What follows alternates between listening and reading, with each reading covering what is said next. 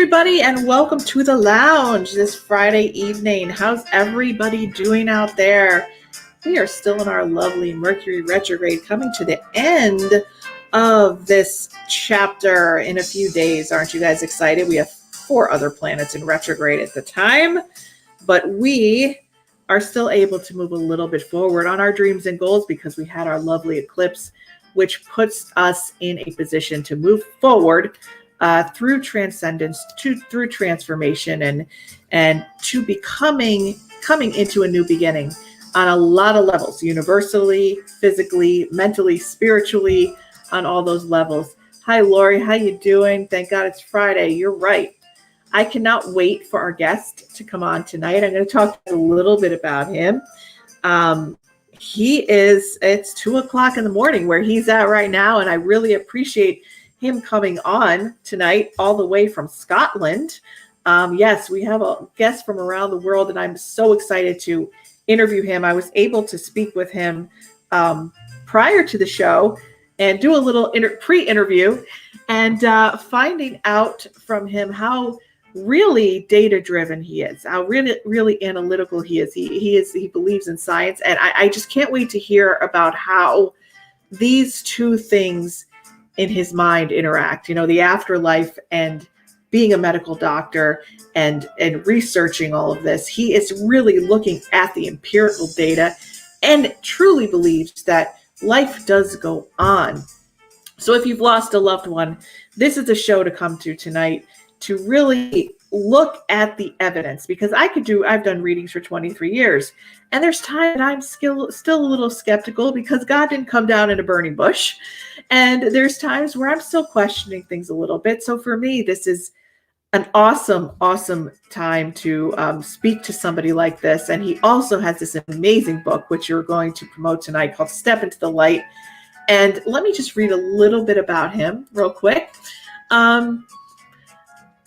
Let's see. He is Italian-born Scottish author and speaker. Piero Parisetti is a medical doctor originally specializing in public health and disaster management.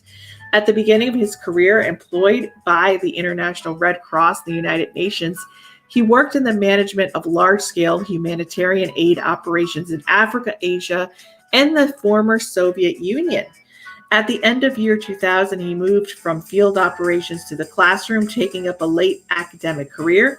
Until 2015, he has been professor of emergencies and humanitarian action at the Institute for International Political Studies of Milan University in Italy, and a visiting professor at several other universities. In 2004, a simple anecdote narrated by his wife triggered an intellectual interest at first, and then a true scholarly passion for psychical research, especially for the study of scientific evidence pointing to the survival of the human personality of bodily death.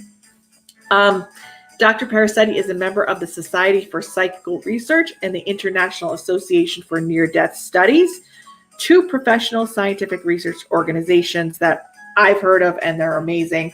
He collaborates with the Institute Suisse des Scientists, I can't even pronounce this, in Geneva, Switzerland. And in 2008, he published his first book, 21 Days into the Afterlife, hailed by New York Times bestselling author Michael Prescott as the best introduction I have ever seen to the survival hypothesis. The book received very complimentary reviews by specialists and lay public alike, and was translated into 6 languages, went on to become a little internet publishing success. His other books are Adventures in Psychical Research and Apparitions, Proof of Survival, and obviously Step into the Light, which we're going to be talking about this evening. So hi, everybody. Hi, Angela. Hi, Michael. Good to see you from Myrtle Beach. And without further ado, I'm going to bring on Dr. Parisetti.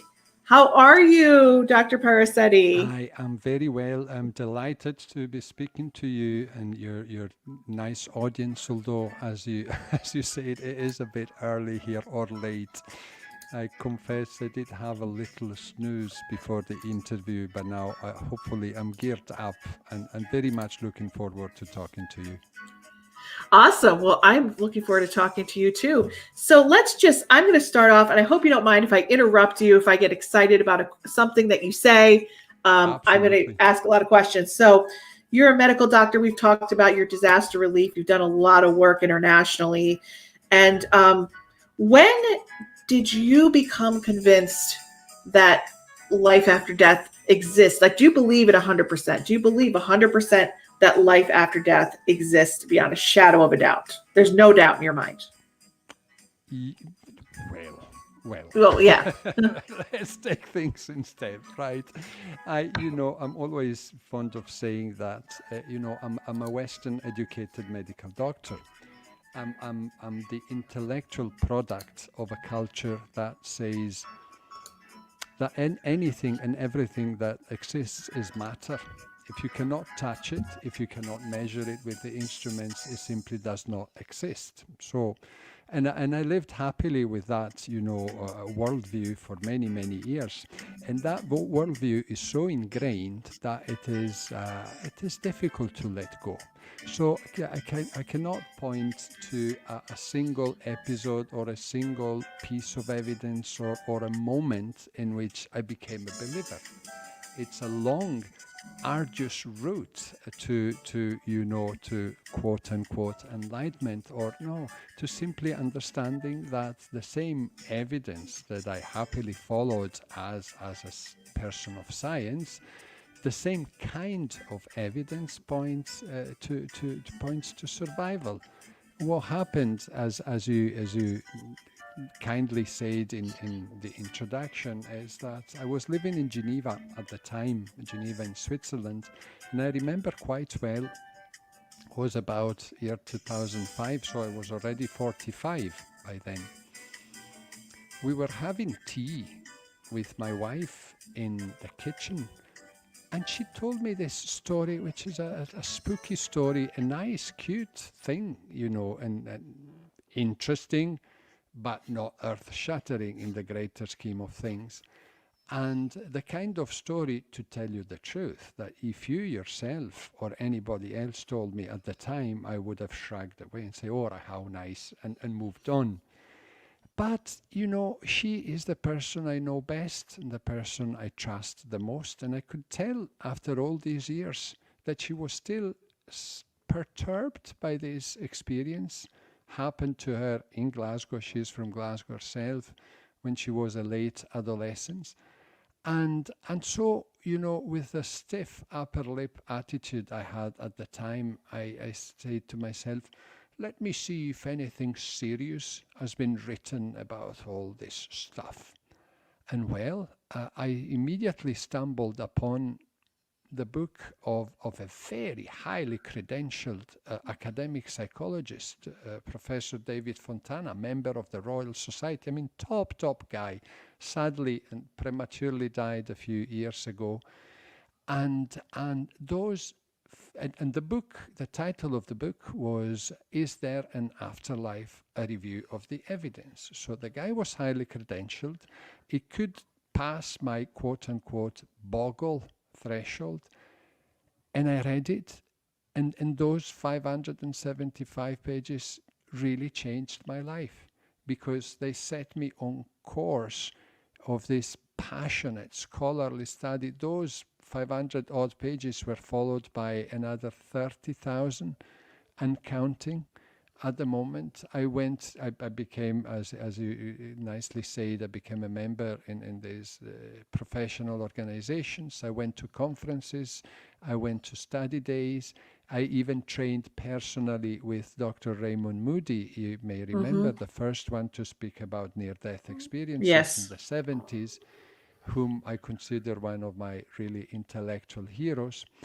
And this process, which still goes on to this very day and lasted for so many years, is not a one-way road. Because, old habits die hard. And you yourself, you say that at times you're skeptical. And you say, what is this?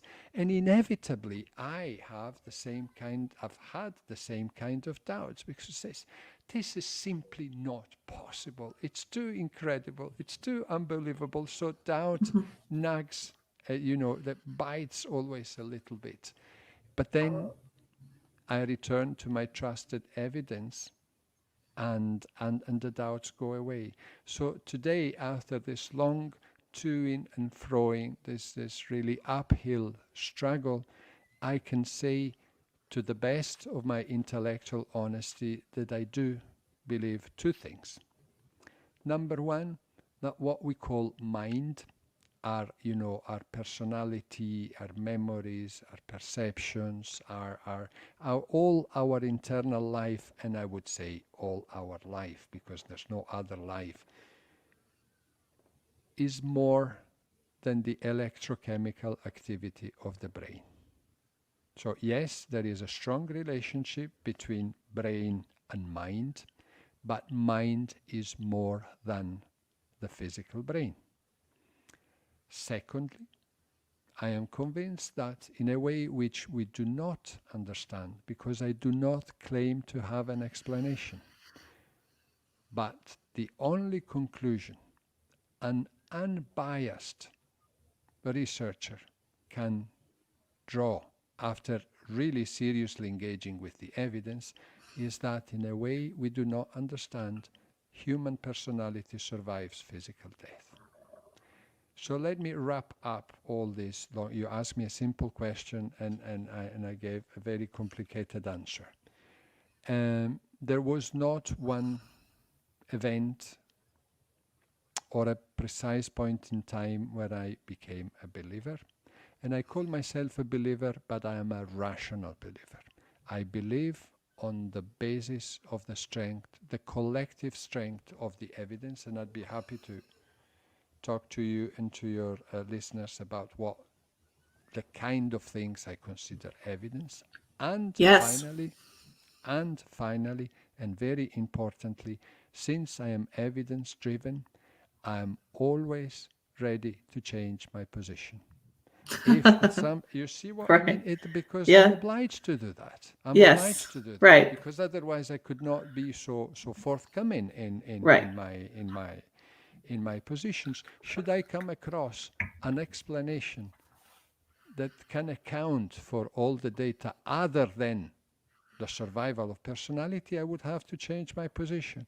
But I think it's a very long shot, to tell you the truth. Okay. At this stage, it is the evidence is such a mountain, is such an ocean, that finding something that can account for all that, I think it's difficult.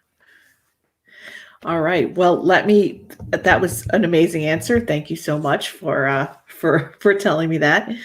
Um, we like to, I'm sure some of the listeners would like to hear some of your tell us some of the most amazing, or pick one, an amazing story, maybe something that's in your book, something that maybe they could relate to, that was kind of amazing to you, maybe that you've experienced or you've heard or someone you've interviewed. Is there something that kind of sticks out in your mind that Do is pretty amazing?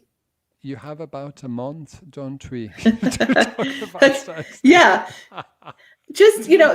whatever is the Yeah. first thing that pops up to your mind, Right. would be So let me great. say to begin with that. Let me say that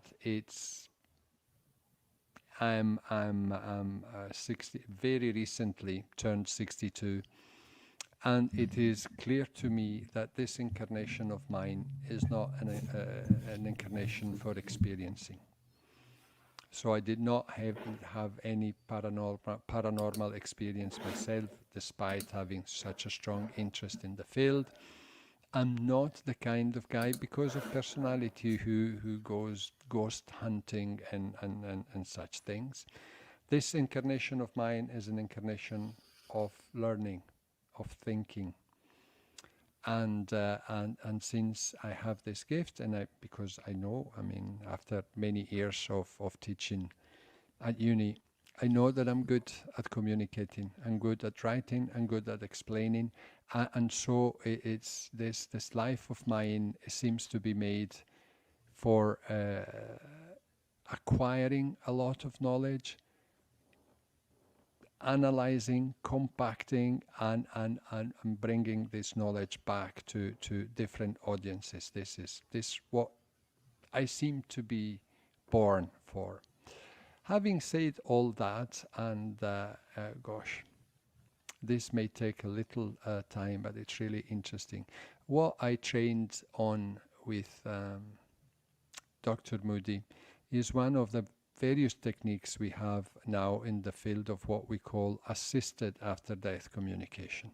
So psychological techniques that have proven capable of facilitating an experience of contact with the other side and with persons in the other side.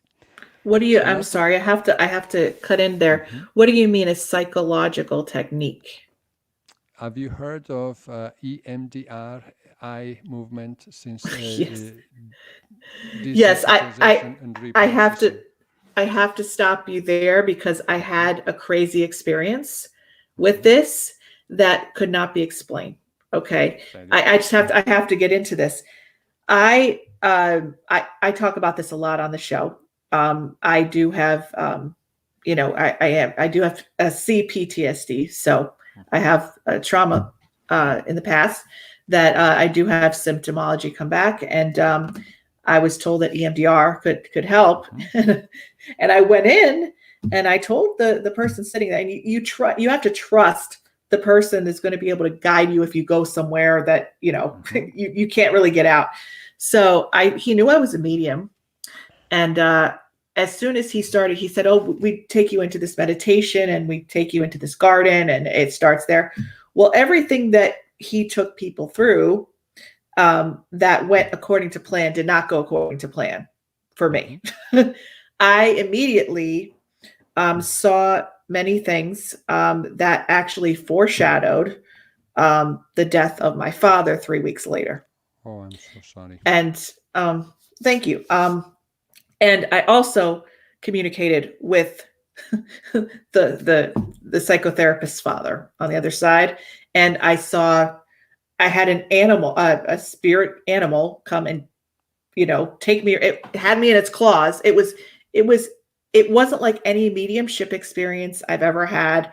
It was a journey. It took me, and I was taken and shown different aspects of things that were a puzzle piece that 3 weeks later it made sense, and it scared me. And when I came out of it, I told him what happened, and he just sat there and didn't know what to say or what to do. And that scared me even more.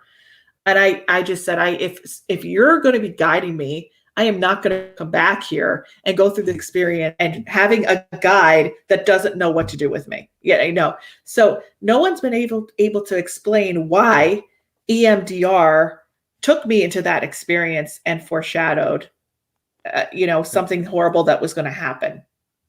Marisa, to tell you the truth, you speak to you read the book by Piero herself, and they don't know why EMDR works as psychotherapy. They simply have no idea, and they're very upfront without that. Let alone bizarre experiences like the one you had, and the kind of utilizations we do in assisted after-death communication. The mechanisms why EMDR works are not clear to anybody. We only know that it works and it has good clinical results on the patients. And what happened is exactly the kind of experience you've had, but in a positive sense. Remember that you went into this session with already a much broad, a much more open kind of sensitivity than anybody else, because you're an intuitive, you're a sensitive. I'm talking about using EMDR and other techniques with quote unquote normal people who are completely closed. Normal. You see what I mean? So yeah. You're saying that EMDR is an assisted methodology to communicate with the other side. Is that what you're saying to me? Correct. This wow. is what happened. Nobody explained that to me. In the early 1990s, Dr. Carl Botkin, who is a clinical psychologist working with veterans at the VA in the United States, and as you know, many veterans suffer from the same kind of ailment you do, PTSD, after their experiences. And Dr. Botkin was trying to use EMDR to help these people out of their post-traumatic stress condition. And to his total, complete amazement, these veterans started having experiences of connection, exactly, Wow. Wow. with deceased person. In their case, mostly fellow soldiers and army people and all the rest, but also with deceased relatives and everything. And after, and what is interesting is that the veterans who had been suffering for PTSD for years and years, in the absence of practically any clinical improvement, despite all the therapies, after this one experience of reunion, all their symptoms were gone. It's very interesting. So, as a Well, clinical none of my psychologist, symptoms of reunion is gone, but I talk to people every day, and it's not taking away the PTSD. So I don't. yeah, but I mean, because your PTSD is not linked to the people you talk to. You see what I mean? For this, yes, for these soldiers, their experience of reunion was linked directly with the Yes. trauma that put them in trouble. Okay, your case is very different. So, after having read, because there's EMDR and there are other techniques, with Dr. Moody, I studied the psychomantium methodology, which essentially consists in gazing into a mirror in a darkened room after a long and relatively complicated psychological preparation. Anyhow, there are various techniques which have been demonstrated to facilitate, to be conducive to experiences of reunion in a high percentage of cases. And so I wanted to experiment myself with this. And I did, with a few people, few volunteers, because I was saying, nothing is guaranteed. I do this for my own interest, and let's see what happens. And that kind of attitude and setting. And I had, in a few cases, absolutely nothing happened. In a few cases, there were maybe a few signs or signals, and let's call them interesting. But one case was absolutely spectacular, and that's the closest thing I've had myself to an experience, to witnessing something happening. And I remember this man was in his early 50s, Greek-American, high official of the United Nations in Geneva, as tough as they come, right? New Yorker, Greek-American, rah, rah, rah, rah, that really, I mean, the last person you would expect to be interested in these things. But he said, no, you see what I mean? And he said, no, but I'm really interested. Not that I have anything particular, because my mom and dad died 10 years ago. And it was okay. I did not particularly suffer.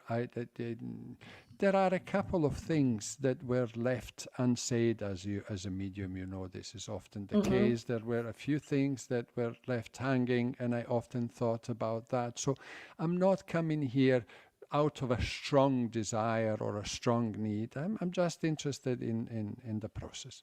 So we did about 2 hours of EMDR and to and froing, and we attacked one of the two issues he said that he wanted to sort of work on. And at the end of the 2 hours, we both understood he had made good progress psychologically in going back to memories and solving some of this, that particular hanging issue, but nothing unusual had happened. And at that stage, I said to him, shall we call it a day? And he says, listen, I mean, I came all this way and we did this. Why don't we go on another little bit and let's tackle the other problem and see what happens? And so we did. And at some stage, Marisa, you know how the technique goes. You give this eye movement with your fingers, and then you tell to the person now, lie back and relax, close your eyes and tell me what's coming to you.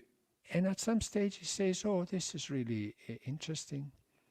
I can see very clearly the kitchen where we're having our dinner and meals with the family back when I was young. And so I bring him back and say, this is very interesting. Let's dig more into that. Please try to remember what color was the tablecloth, where the light came in from the window, what smell was there in the kitchen. Make that, that memory and experience alive. And I give the eye movements again. I say, now lie back, relax, and tell me what happens. And he remains silent for a good 5 minutes. And I'm sitting there, and he's sitting there in the recliner. And I'm saying, gosh, has he fallen asleep? What's going on here? And then all of a sudden, like somebody had stabbed him in the back, with something very pointy. He jerks up, opens his eyes, looks around, and it's like he doesn't know where he finds himself. And then he wells up in tears. He comes and hugs me, and crying, he's saying, I saw them. I saw my mom and dad, and they told me exactly what I needed to hear. And we stood there, two grown-up men, hugging each other. I was crying myself. He was crying uncontrollably. Remember, New Yorker. Career person in the UN, Greek American, really, he was gone. And for me, I was crying myself because I was witnessing something so important, so almost sacred. He was so touched by the experience that he spoke about that to everybody in the office. The next day it was a mess. Imagine the United Nations High Commissioner for the Refugees, a mess. Anyhow, and then he wanted to put his experience in writing, and I have his letter to this day. And he says, if I quote him correctly, something like, masses of energy is how I would describe what I've seen. But to the fact that the personality of my father and mother, I have no doubt this was a completely life-transforming experience. And that was the closest I have come after studying. The evidence I talk about comes from about a dozen different fields of investigation. After-death communication is one of them, but there's near-death experiences, deathbed visions, apparitions, reincarnation studies, and blah, and blah, and blah. And all these things I have studied and learned on books, in conferences, and not directly. This was the one episode where I was exposed myself to something, mind you, to something clearly out of the ordinary. Clearly, I say sacred because for that person, it was literally a life-transforming event. I could also quote a couple of experiences with public readings from star mediums here in Scotland that were literally out of this world, as you know. Yeah. So I have to tell you that you talking about how his experience started with the kitchen table when he was younger. My experience when I went there, which was a total journey, different from my mediumship, started in a house where I was younger that I hadn't been to in a long time. And it started the exact same way that you're talking about, but it didn't get to go anywhere. But I remember the dread and the horror of the feeling when I was in that house, and I just felt like something is wrong here, and if the person knew what they were doing, they might have had me go deeper into that. They might have had me move into that a little bit more. But they don't know, they don't Yeah. expect this kind of experiences. And Yeah. again, really hat off to Dr. Botkin and the others for recognizing the potential there and going with that. But how many psychotherapists actually know that this can take you to the other side? How many people really know about this? I mean, I don't. I've to a lot of therapists, nobody that do an EMDR, and they don't know about this. Zero. Like, The world of, I mean, myself, after, so let me give a couple of definitions, because you've spoken about in the introduction about psychical research, and people nowadays don't really know what psychical research is. Psychical research is but is not used really, as I say, is the combination of what we today call parapsychology, the study of unexplained human potential, like thought reading, telepathy, telekinesis, the influence of thoughts on matter, precognition, your experience of being able to see into the future, remote viewing, the ability to see to seeing at the distance, all these faculties that humans have, demonstrably scientifically proven capacities of man. The study of this is parapsychology. Take that and add the study of evidence for survival, mash them together, and you have psychical research. Today, afterlife, we'd rather speak about afterlife science. I speak about psychical research because for myself, in my case, my particular focus of interest is applied psychical research.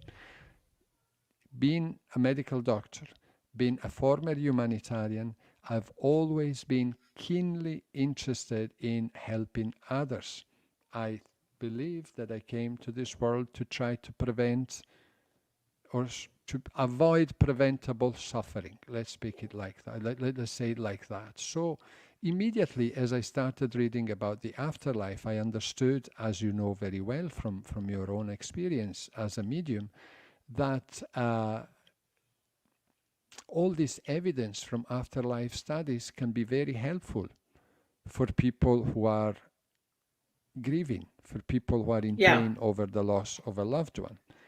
And then I also realized that the same material, the same knowledge can be transformative for people who are in fear of death. And this is my latest book, Step into the Light.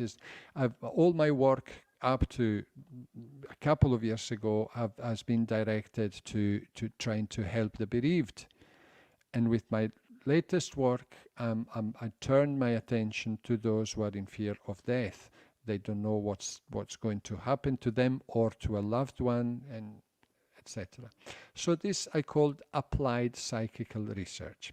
Now, we have good, again, scientific evidence that knowledge about life after life, knowledge about what we call afterlife science, can be very helpful for these two categories of people. And here I reconnect to your question. Mm-hmm. If I try to talk about these things to the professionals, to the psychotherapist, to the grief counselors, there's complete closure. There's nothing to do. That world remains impenetrable to our arguments and our ideas and our experiences. And that is really a shame. And when I'm being interviewed, I'm always extremely happy to do so, but I'm always interviewed by people who are already convinced, who are already in the know, and people who are, quote unquote, don't get me wrong, in the margins. You are not, you don't have, well, you do as a medium, how can I say, but you're not an established grief counselor.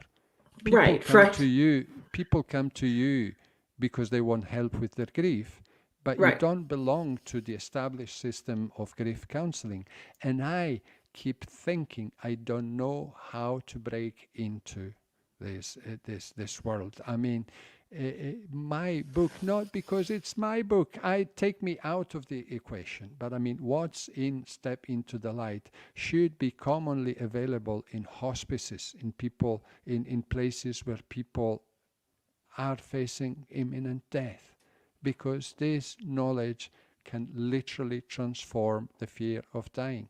When you understand that you're not going really to die, that death as we understand it does not really exist, this lifts a lot of the worries and the anguish and the preoccupation.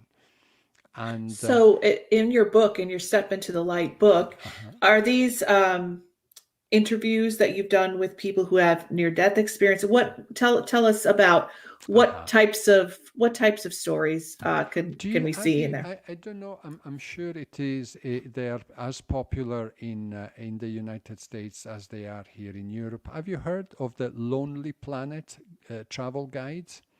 No. Lonely Planet? Haha, that's a very good, that's a very interesting model, because the publisher essentially, and this has been going on for years and years and years, they collect reports from people who have traveled to places, they edit them, they put them together in a nice way, and they produce travel guides.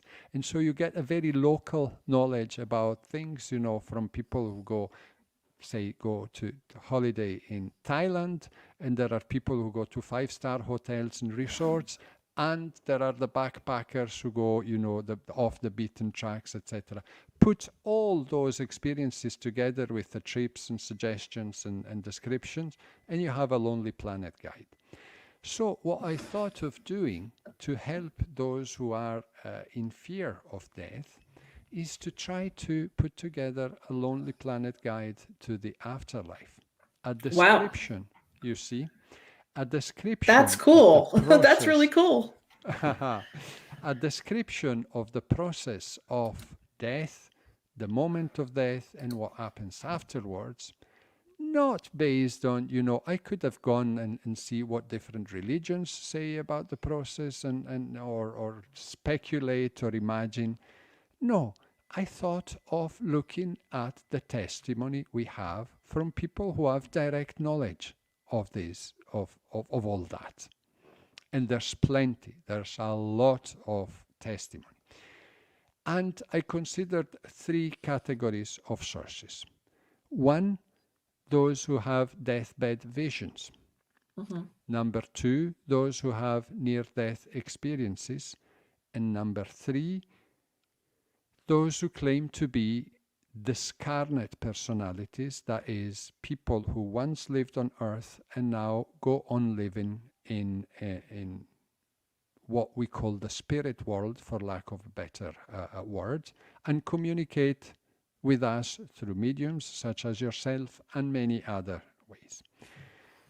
Before looking at the trip reports, in a way, if you want to use the Lonely Planet analogy, before looking at the trip reports, however, being a rationalist, I wanted to make sure, and I want my readers to be sure, that those sources are indeed who or what they claim to be. So the first part of the book is really a bit of a CSI-style scientific investigation, because we dissect the phenomenon of deathbed vision, near-death experience, and afterlife communication. We look at all possible alternative explanations that have been proposed, and we see that none of them can account for the evidence. So this, I'm really summarizing because we go into some depth, because I want my readers to be as convinced as I am, rationally convinced that these sources are credible, that we can trust them without being taken for a ride. The second part of the book is a compilation, is not only quote after quote after quote. There's a lot of quotes from these sources directly, but there's a little bit of introduction and framing and putting things together on my part. So I would like to believe, and what the feedback, that the book went out in early April, And the feedback I'm getting is that it is both scholarly and easy to read, and that's the best the Yeah. best compliment I can get. So Yeah. we look at the days before death, particularly through. Are you familiar with Deathbed Visions? Because everybody knows Yes. about NDEs, but less Yeah. Can people you know. talk a little bit more about deathbed Haha, visions for our audience to tell them absolutely. kind of This on is average super what happens? super interesting, and now we get into my territory, which is numbers and Yeah. data and blah blah. So we know from research that about 10% of us are conscious at the moment of passing. Okay, Mhm. the majority of us are not because of disease or various other conditions. Does Of this that, include like morphine? possibly yes, So if somebody is on morphine, can they still have a deathbed vision? unlikely Hmm. because they're dulled, the senses are dulled, and they're in sort of this in times induced coma and blah blah. Hmm. So of that 10%, and if you think of the number of people dying every day, 10% is still a staggering number. Of that 10%, 2/3 have deathbed visions. And deathbed Wow. visions, it's amazing. The Yeah. numbers are enormous, to the point that DBVs, to use a shorter, just an acronym, are less known by the general public, although many people, when you speak about that, they say, oh, that's true. When my dad died, this and this Hmm. happened. And, there's a lot of family anecdotes about that. But the subject is taught at university level for in nursing schools, because nurses are the ones most likely to witness this, because they are the people close to the patients when Hmm. in the before their death. So the phenomenon happens between 24 and 48 hours before the actual passing. Okay. And a person who was slumped and maybe ill and maybe at times not even entirely conscious, all of a sudden, like my Greek American friend, they perk up, they sit up in bed, they brighten up, and they start describing visions of what appears to be the afterlife, and they interact, they have long, convoluted conversations with people that they say they're deceased relatives, who are said to have come to help them over, to help them in the transition. I'm getting chills like when you talk And about listen, this. and listen, get Wow. make sure you and your audience understand these two very crucial points of evidence. In a number, and I mean talk about dozens and dozens of well-documented and well-researched cases, people having DBVs talk to dead relatives they did not know they were dead at the moment the vision takes place. This is What? extraordinary. This is What? extraordinary in itself, really. How does that happen that they don't know somebody's dead? Because they don't imagine talking to their dead mother, and as they talk to their maybe dead mother and father, a sister pops up, and they didn't know the sister had died. They were Wow. not told the sister had died, but she has, and she comes through from the other side, and this is marvelous. So Yeah. that is a complete spanner in the wheel of any materialist explanation. How do you account for that, if this is not a true experience of after-death communication? So this is one element which is extraordinary. The other element, which for me is equally powerful, is that it is well demonstrated that people, listen to me, people who think they will die but recover do not have these visions. Wait. People who think they will recover but end up dying do have these visions. This tells us that is the proximity to the moment of physical death that triggers the experience.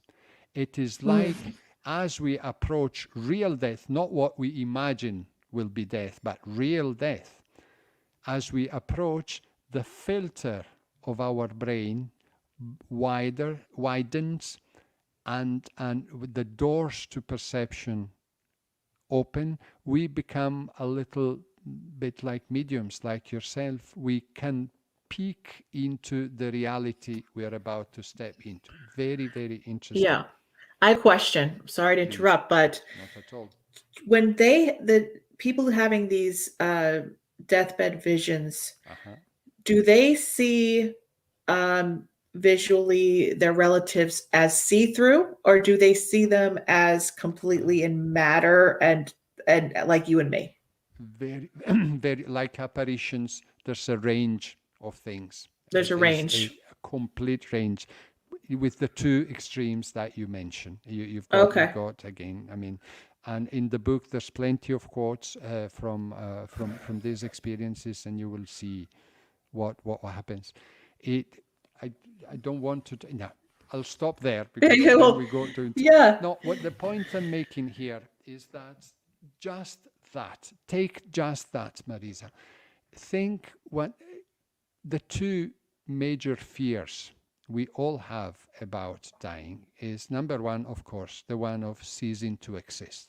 That, all the world, the experience, or our thoughts, our memories, and our life will come to an end, and there will be a black nothingness. And that's very, very difficult, a very scary perspective for many. We don't want that.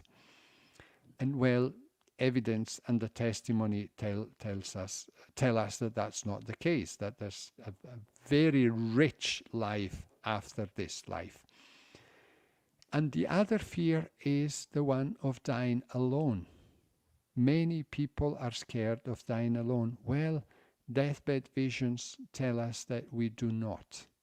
We die surrounded by the warmth and the comfort of our loved one who have passed before us. And if should there be no loved ones, there's good testimony for the fact that there are wise spirits from the other side who come over and assist the person in the process of transition. Why not everybody has deathbed visions? We don't know. I am very frank and absolute. Why don't everybody who has a cardiac arrest have a near-death experience? I don't know. Nobody knows. There are explanations, though, that maybe everybody does have, no explanation, or I mean, there are sort of possible explanations. For instance, maybe everybody does have deathbed visions, but only 2/3 of them report them.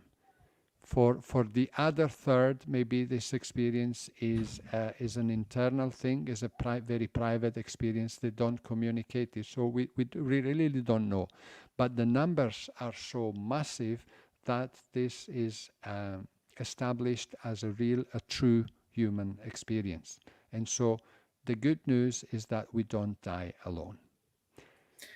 Thank you so much for telling us that. If I may say so, because the big one of the big scares is, oh gosh, the moment of death must be terrible. The moment of actual death is consistently described as a non-event. The transition between material life and non-material life, from the point of view of the stream of consciousness, is a non-event. You see all the testimony and say people say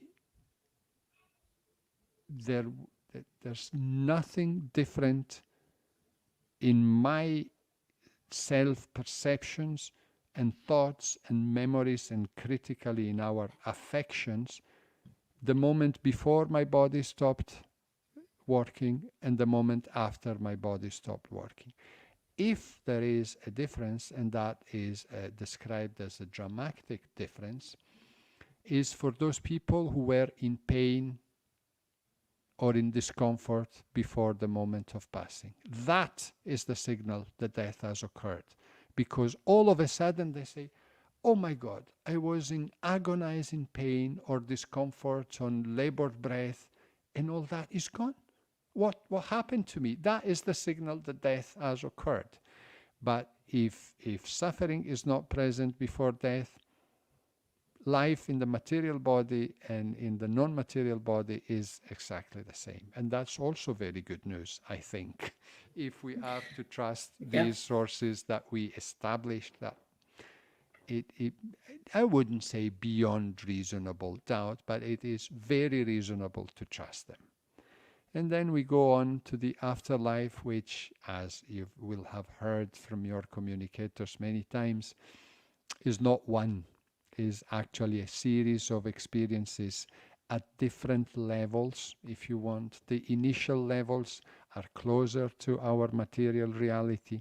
That is the level where, for instance, apparitions happen, where ghosts appear. These ghosts appear from the lower, quote unquote, lower levels of the afterlife. And then by a natural, organic, inevitable process, we soar up. I always liken this to, a tiny bubble of air at the bottom of the ocean that inevitably has to rise up and expand and become bigger and less dense and, go to higher levels. That is a natural process of progression through these various layers or stages of the afterlife. Yes, I'm very aware of the different levels. In fact, as my mediumship progressed over the years, when I thought there were only 3, there comes to be a lot more than that. And I call it level 0. I call the earthbound level 0. And then there's levels below that, which I don't deal with. There are, I understand, yes. Yes. Some people, I have Angela here. She asks, I want to know where my dead friends go when they die from their alcoholism or addictions. And I have written a whole book that's not published on that called Unsaid. You should because this is a very this is a very important subject which is addressed. Why don't you answer that question, and then I see if we are on the same page. The same page. Well, alcoholism and addiction is a much different contract when they come here to the earth plane, and to actually move through the different levels that we need to move through spiritually. A person that actually comes that has addiction or alcoholism has a great spiritual contract. And a lot of people that die of this disease think it's, are reduced to lower levels. Let's just say that. But that is you're not coming to earth and say, oh, I'll take the mission of dying this way or that way. With alcoholism or addiction, it's kind of like a gamble. It's saying, well, if you do pass this test, you advance about 7 levels on the other side rather than 1, first of all. And second of all, the addict or alcoholic has a lot of free will choices that they can either raise consciousness a great degree through their experience of transformation, or they could destroy. So that actual spiritual contract is for great spirits. And when somebody dies of that before their time, before they're ready to go, of alcoholism or addiction, they are actually, and this is very detailed stuff, but they're actually acting as a parasite for other, at the late stage of their addiction on the earth plane, actually acting as a parasite for no more than 3 spirits who have passed of alcoholism or addiction before, that are actually have cords attached to the person in late stage addiction. They're actually pulling their energy and feeling like what it would feel like to get high or get drunk again. So they're essentially a portal to the other side. And once the spirits that are parasitic will attach to usually strong younger males at the time. And then when that person gets to a late stage addiction where their body gets worn, the parasites don't have any interest in them anymore.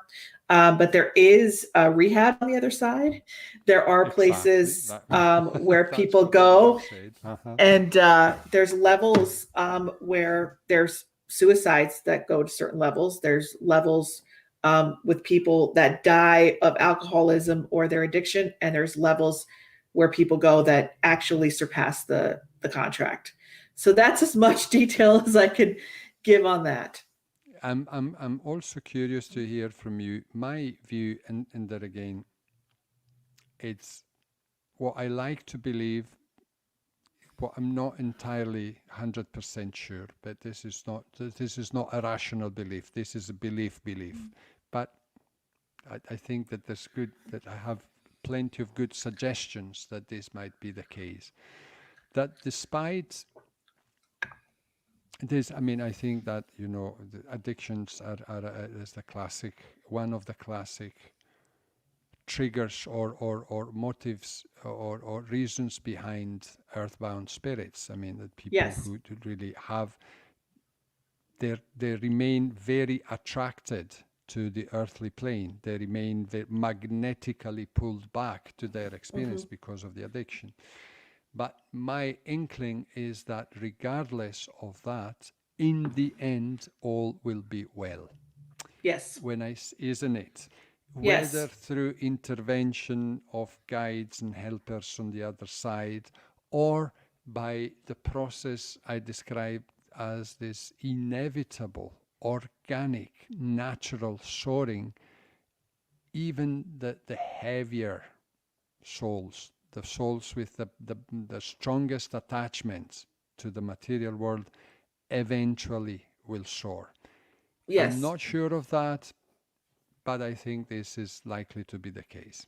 You would agree with that? Yeah. Through my mediumship, I have every medium kind of attracts different types of spirits. And for a long time in my career, I attracted male spirits who have died of addiction young, and their parents would come to me. And if they came about 3 times, usually the first time was the most intense, most heavy experience. And as they came back, you would see that they've upped a level. They've gotten lighter. And usually there comes a point where I tell the parent, you don't need to keep coming back because they've gone to the other side. And usually somebody comes to get them. It's kind of like taking somebody to college. Whenever I see that person holding the hand of somebody that's already crossed over, I know that they're telling me we're getting ready to, it's like the transition from the earth life to death. There is also the same transition from earthbound to the other side that they have to go through. So usually, and it is the free will of the spirit if they want to stay or they want to go. But there are people who are always there ready to help them to have that understanding. And earthbound spirits, interestingly enough, who pass some addiction, their nails grow long. They look very unkempt. They grow beards. They don't look shaven. They look unkempt. And then they unkempt. And then as they come back time and time again through the mediumship, then they're like radiant and they have light beams behind them, and they have to go through that learning process of something that they couldn't go through here. And when they do move through the levels on the other side, depending on where they're going to go. But I have seen rehabs on the other side as well. So there you go. Yeah. So, and I did want to bring up Lori's comment too, based on what you were talking about before, Dr. Parisetti. She said, so true. She had this experience. My mom sat up and was very conscious of the 2 relatives who had passed that came to visit. When I gave her permission to go, if she wanted to, she shook her head no and waited till the next night to pass away. I think she was waiting for my dad or sister. So she fantastic. Had this experience. This is extraordinary. Yeah, you can use this in your book. Yeah, precisely. Well, let's tell people, because we're coming to the end of the hour. Let's tell people how they could get your book, Step into the Light, which I'm definitely getting a copy of, like very soon. You were sent in all your traffic, but I sent you an electronic copy, so you already have it. And you did? I'll send that again. Yes, no, absolutely. Yes. Hey, come on. No, like, Thank listen, you so I much. wanted here, I wanted just 1 minute before we finish, I wanted to say how thankful I am to you and frankly to the other hosts that have me as a speaker, because your work is just as important as mine. Because if I did not have a channel to make this knowledge available to people, to more people, I would be writing for myself, and that's not the point. I mean, I don't make any real money from these books and everything. These books are written, and it's work done really in the hope that more people will know about these things and more people will become rationally convinced about life after life, and the life can be transformed. So I think the best way to get to me and to my work is the website you have on screen, drparisetti.com, and there people will find free articles, an entire free book on apparitions, on ghostly things, and then my previous books and the latest one. So you can look it up on Amazon, but the best thing is to visit drparisetti.com. You will find everything there. Where a lot of our listeners they've been quiet. Usually they're commenting they've been quiet because they have been listening to every single thing you said. So This please, is so nice. Thank you. Please, everybody, go and get a copy of Dr. Parisetti's book. I cannot wait to read it. And I just appreciate the clinical perspective, because it gives so much more credibility to what I do as a medium, because I don't have that perspective. And Lisa, she says, very interesting and comforting information. So you've made a difference here, Dr. Parisetti, with a lot of people that are watching tonight. And this interview is going to be shared with a lot more people. That was a very late night, fully justified. And I feel blessed for this. Thank you so much. Thank you so much. And thanks everybody for coming to the lounge tonight. We will see you for the office and for the lounge next week. Cheers. Have a great weekend. Bye-bye. Bye now.